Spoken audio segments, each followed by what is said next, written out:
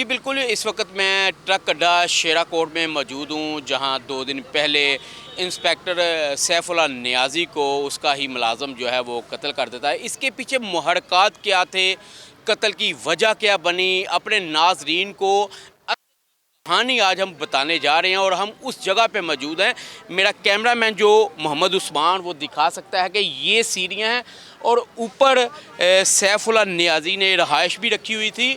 और जब जिस दिन ये वक़ूआ हुआ उस दिन सैफुल्लाह नियाज़ी ऊपर अपनी छत पर जा रहे थे और जब यहाँ पर पहुँचे तो इस दौरान वो जो मुलाज़म था अदील, उसने पीछे से 7 से 8 फायर मारे और सैफुल्लाह नियाज़ी जो हैं वो जाके छत पर गिर पड़े और मौके पे वो मौजूद रहा मुल्ज़म। हमने आपको वो जगह दिखा रहे हैं और उसको कत्ल कर दिया है। कुछ यहाँ के जो दुकानदार हैं वो भी हमारे साथ मौजूद हैं, उनसे भी बात करते हैं।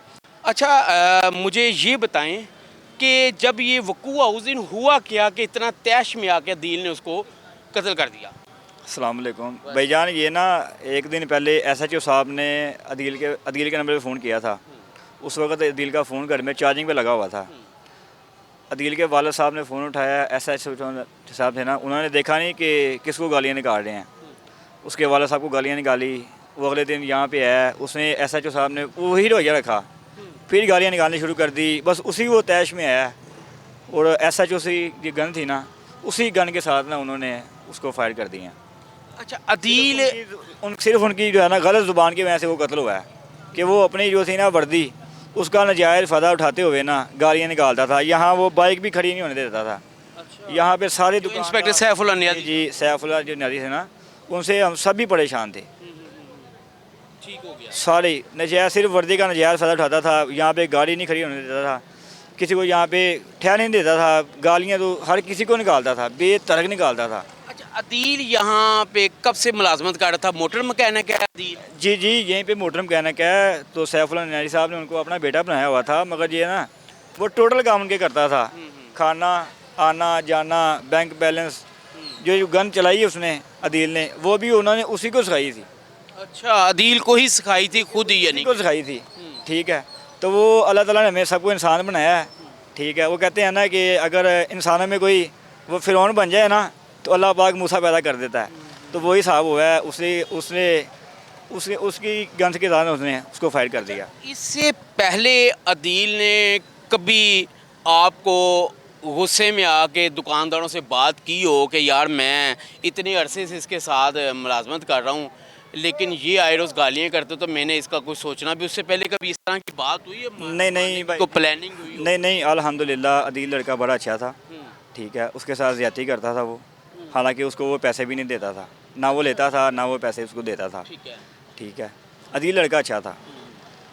अच्छा, मुझे ये बता दें कि हमें जो पुलिस से भी पता चला है कि वो यहाँ पे उस दिन उन्होंने को मियाँ वाली अपना सामान भेजना था और अदील को मिलने वाले भी थे और उस दौरान इनकी तल्ख कलामी हुई है। वही तो आपको बता रहा हूँ मैं कि रात को उसके वालिद ने फ़ोन सुना है, बस उसी वाले से उसको गुस्सा चढ़ा हुआ था, तो उसने अपना जो गुस्सा निकाल दिया।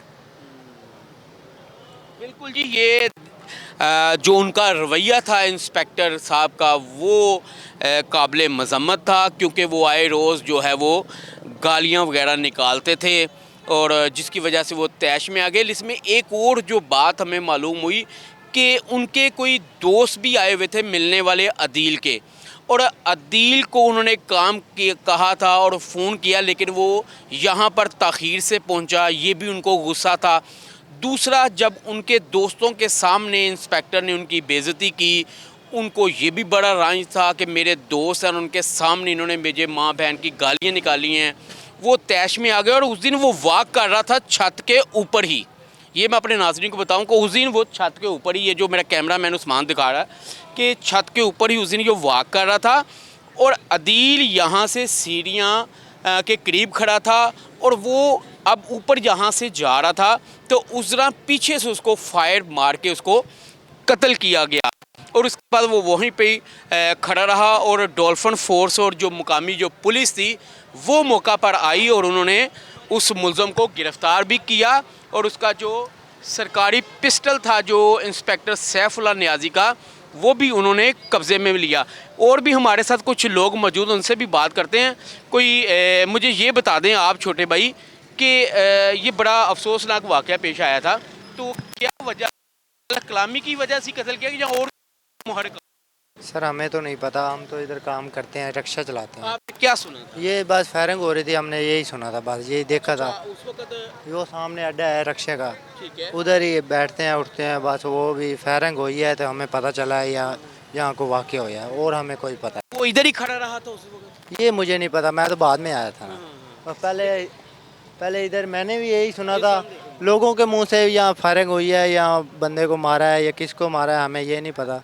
बाकी इस चीज़ का हमें नहीं इल्म है, ये गलत हुआ या क्या ठीक मसला है क्या नहीं। हुआ? क्या समझते हैं, कहते हो गलत हुआ या ठीक हुआ है?